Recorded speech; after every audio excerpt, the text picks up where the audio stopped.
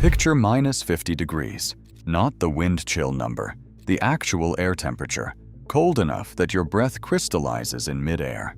In 1947, a weather station in the Yukon recorded minus 63 degrees Celsius, the coldest night ever measured in North America. Somewhere out there tonight, a Canadian trucker is parked in exactly that kind of cold, and by every rule of survival, he shouldn't be sleeping this soundly. You'd think the answer is simple: leave the engine on and crank the heat. It's not, and if it were, drivers wouldn't lose trucks to this cold every winter. There are 3 separate systems standing between that sleeping driver and frostbite. One law almost everyone outside a cab gets completely wrong, and only minutes to react if any of it fails. This isn't just a story about how Canadian truckers stay warm. It's about what happens the moment something in their cabin stops working and warmth disappears. We start with the fuel itself, because at minus 50, diesel is already fighting for its life before the driver even wakes up. Ordinary diesel begins clouding with wax crystals right around freezing, and untreated fuel can gel completely solid by roughly minus 12 degrees Celsius. Winterized number 1 blends, the ones truck stops switch to for the season, push that threshold down to around minus 40. Add a cold flow additive on top of that, sometimes even a splash of kerosene mixed straight into the tank, and drivers can stretch the margin further still. But Canadian winter nights routinely blow past every one of those numbers, which means the buffer a driver is actually running on is thinner than most people realize. Once fuel gels, wax crystals clog the filter, the engine loses power, and eventually it simply stops. Newer trucks aren't even safer here. Their high-pressure common rail injectors run such tight tolerances that a trace of wax can choke them faster than it would an older engine. So more electronics on board doesn't mean more forgiveness in the cold. And a diesel that has fully cold-soaked at minus 50 doesn't turn back on with a key twist. The fuel line has to be warmed, sometimes by hand with a torch, sometimes for hours, before anything will flow again, and there's no guarantee of finding help nearby to do it. There's a reason every driver who's worked the North tells you the exact same rule. One driver who'd run a Freightliner through minus 40 put it plainly. A Canadian driver riding with him that trip told him whatever happens, you leave it running, because the moment the engine goes quiet is the moment the night turns into an entirely different kind of problem. Never shut it off. That single rule runs straight into the law, and this is where most people assume truckers are just breaking it out of laziness. They're not. Nearly every Canadian anti-idling bylaw, Toronto, Ottawa, most of Alberta and British Columbia, caps idling at 3 to 5 minutes in a 60-minute window, except for one specific carve-out written into almost all of them. Once the outside temperature drops below roughly minus 15 degrees Celsius, the exemption kicks in automatically, no permit and no permission needed. At minus 50, idling isn't a loophole a driver is exploiting. It's the only legally protected option left, because the alternative is a stalled truck with no heat and a wax-clogged fuel system somewhere with no help for hours. Burning that fuel costs a driver maybe $3 to $5 an hour. Not burning it can cost thousands in emergency towing, fuel line thawing, and lost delivery time, on top of whatever the load itself is worth if it never arrives on schedule. And that's before factoring in what a night without heat could cost the driver himself. So for anyone who's actually done the math, it was never really a choice at all. But the law and the fuel are only 2 pieces of it. The third gets decided before the truck ever leaves the yard.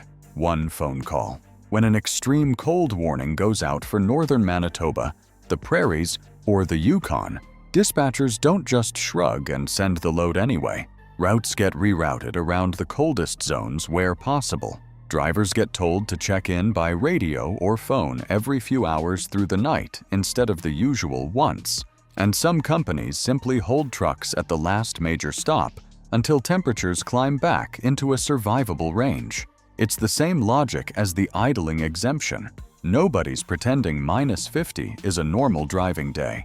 The entire schedule bends around the weather instead of the other way around, because a truck stuck dead on a highway with no cell signal for 80 kilometers in either direction isn't a delay. It's an emergency. But all of that planning still comes down to hardware once the truck is actually parked for the night. The next fight happens 6 feet away, inside the sleeper box itself. Different tools entirely. Modern sleeper cabs aren't relying on one heat source to get through a night like that. A small diesel-fired bunk heater, sipping a fraction of a gallon an hour, warms just the sleeping compartment independently of the main engine, often holding the cab in the low 70s Fahrenheit, even when the world outside sits near -40. Layered on top of that, an auxiliary power unit runs its own small secondary engine, so cab heat and electrical power don't depend on a single point of failure the way they would in an ordinary vehicle. Some drivers add a battery-powered heated blanket as a third layer, one that needs no engine and no bunk heater running at all to keep working through the night. It isn't one system standing between a driver and the cold.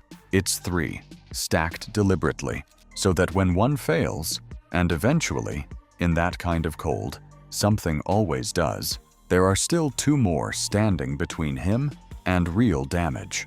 Even the prep work before the trip matters here. Block heaters plugged in at every stop with power to keep engine oil from turning to syrup, spare batteries carried because cold can cut battery capacity nearly in half, and something as small as an iced-over exhaust vent checked before it can quietly shut a whole backup unit down. But redundancy only protects you if you're awake the second it fails. Almost nobody talks about that part.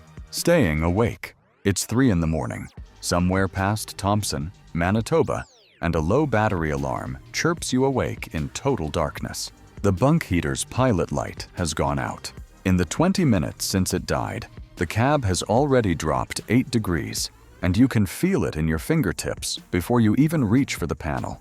You pull on the jacket you keep hanging right by the bunk for exactly this reason and step down to check the APU. And the air outside doesn't just feel cold, it feels solid, like it's pressing back against your chest. At wind chills like that, exposed skin can start freezing in under 10 minutes, sometimes in as little as 5 if there's any wind moving at all. You've got roughly that long to get a backup running before your hands stop working well enough to do anything about it. No panic, no wasted motion, just the sequence you rehearsed in your head the first week anyone taught you to run this route in winter. Get it wrong, or spend too long deciding. And frostbite isn't even the real danger yet. Sustained exposure like that can push a body's core temperature toward hypothermia, the point where thinking clearly and moving quickly both get harder at exactly the moment you need both the most. That's why the sequence has to be automatic, not improvised. There's no time out here to figure it out as you go. It's not the cold you remember first, once you're back inside, and the battery blanket's kicked in. It's the silence. That's the part almost nobody expects going into it. Drivers who've spent decades in sleeper cabs up north describe those nights the same way, almost word for word. Once the backup catches and the cab holds its heat again, the stillness outside turns almost peaceful, the kind of quiet that swallows every sound except your own engine humming underneath you. More than one veteran will tell you flatly that some of the best sleep of his entire career happened on a night that, on paper, should have been miserable. It isn't recklessness that gets a driver through a night like that. It's preparation, trusting fuel chemistry he's tested himself, a legal exemption he actually understands instead of just assuming, a dispatcher who takes the warning as seriously as he does, and 3 independent heat sources he's checked long before the temperature ever dropped that low. Ask most of them, and they won't describe it as surviving the cold at all. They'll tell you they've simply learned to work alongside it, the same way a pilot learns to work alongside altitude instead of fighting it. When you're parked somewhere, the air itself can freeze your breath before it hits the ground. That kind of preparation isn't overkill. Out there, it's just the job.